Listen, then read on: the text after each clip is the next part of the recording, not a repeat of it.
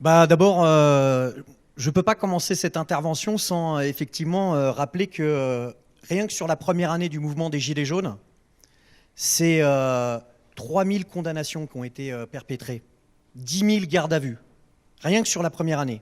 Sur ces 3000 condamnations, 1000 ont été emprisonnés à de la prison ferme, 1200 à du sursis.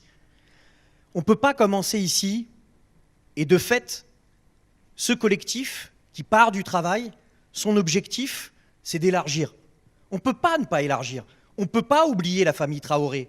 On ne peut pas oublier Jérôme Rodriguez. On ne peut pas oublier Antonin Bernanos, qui est un militant antifasciste, qui simplement sur la dénonciation d'un fasciste de génération identitaire se retrouve aujourd'hui obligé et interdit de pouvoir se déplacer sur Paris. Mais on doit saluer l'initiative des camarades de l'éducation, qui ont pris comme initiative, à partir des réprimés, de s'adresser, quels que soient les syndicats, quels que soient les secteurs, quels que soient aujourd'hui, en fait et en réalité, nos points de vue sur la lutte générale. Mais de se dire, à partir des réprimés, on doit, de manière la plus unitaire possible, faire front.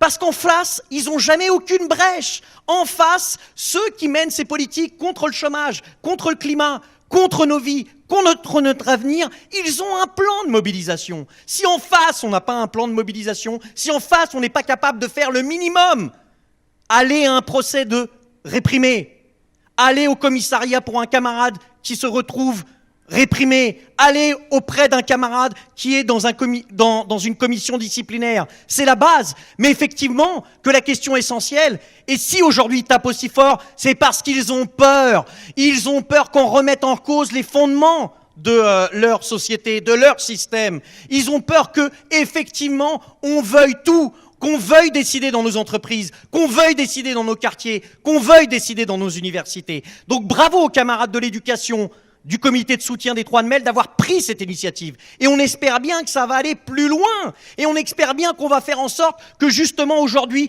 pas juste sur des entreprises dites du public, parce que bon, la Poste, Jacques Tati, c'est fini depuis longtemps, la majorité c'est des salariés de droit privé, hein. En 15 ans de boîte, j'étais à 1400 € net, bon, c'est une boîte d'exécution. Il faut que les camarades de PSA Poissy en soient, il faut que les camarades aujourd'hui qui sont dans les entreprises, qui vont être victimes des licenciements en soient. C'est très important que justement on fasse front. Je veux pas être extrêmement long, mais prendre quand même ces minutes-là. Qu'est-ce qu'on nous a reproché? Nordine qui est là, sur la grève et qu'on a menée. Ahmed, tu l'as dit avec le cœur. Jean-Pierre Mercier de Hello l'a dit également. Mais très franchement, moi aujourd'hui, je suis dans une entreprise, à la Poste, représentant départemental du syndicat majoritaire. Je peux déposer des préavis, je peux faire des assemblées générales avec les collègues, des heures d'information syndicale, mais je suis chômeur.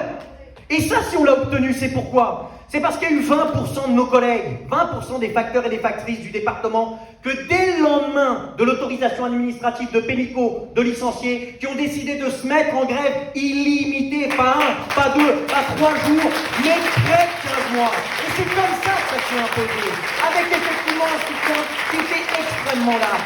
Nordine qui est là alors qu'il s'était agressé par un policier dans une action symbolique avec Assa Traoré et Antonin, qui a failli se faire crever les yeux par ce policier, s'est filmé, aujourd'hui se retrouve au tribunal parce que le policier dit qu'il a peur quand il le croise dans des manifestations. C'est juste hallucinant. Alors que faire? Comment on avance? Eh bien on avance ensemble, en frappant ensemble. Ça veut dire aussi, quelque part, ces gens-là, ils flippent, ils balisent. Comment on peut avancer? Parce que on est ici, demain en faisant grève, en construisant ces luttes sociales, ce mouvement d'ensemble. Mais ça veut dire qu'il faut qu'on prenne les responsabilités. Moi, la justice, c'est très bien. On exerce un rapport de force. Ils ont mis 8 ans à me licencier. 8 ans. Premier inspecteur du travail ne voulait pas. Tribunal administratif ne voulait pas. Le ministre de l'époque, Xavier Bertrand, ne voulait pas. Ils sont allés en cour d'appel administratif de Versailles, qui est connu pour son caractère progressiste.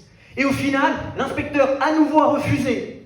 Et c'est Muriel Pénicaud, contre l'avis de ses propres services. C'est-à-dire quelqu'un qui avait 771 infractions lorsqu'elle était à Danone et dans ses différentes entreprises, qui se permet de déterminer s'il y a autorisation ou pas de licencier. Ce qu'on a démontré à un moment donné, ce qu'il faut démontrer, c'est qu'effectivement, c'est pas au patron, c'est pas au gouvernement, c'est pas à l'État, comme l'a dit Thomas, de décider qui représente les salariés et les travailleurs, de décider si on a le droit ou pas de rentrer dans une entreprise, dans un quartier ou dans une université, de se réunir en assemblée générale, en réalité, de décider de notre vie et de notre avenir. Et ça, ce collectif, de manière humble, de manière modeste, mais de manière unitaire et large, pose un premier édifice. Maintenant, c'est aux autres aussi d'élargir cet édifice-là pour dire une chose simple.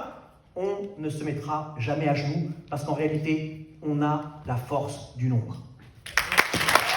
Ce chant est un appel à se soulever face au plan